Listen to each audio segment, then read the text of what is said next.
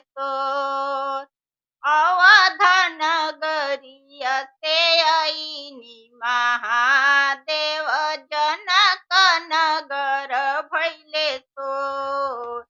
ये माई जनक नगर भैले सोर।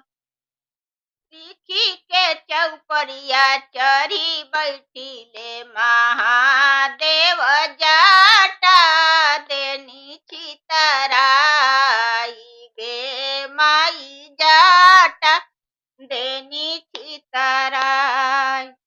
जाटा देखी मरी जई बुए बेटी, भभूति देखिए जरी छार गे माई, भभूति देखिए जरी छार।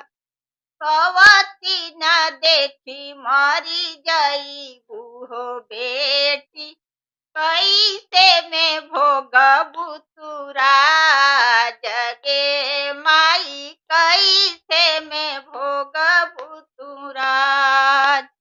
जाटा मोरा लेखा संपत गे माई, भभूति मोरो ए हवात गे माई, भभूति मोरो ए हवात।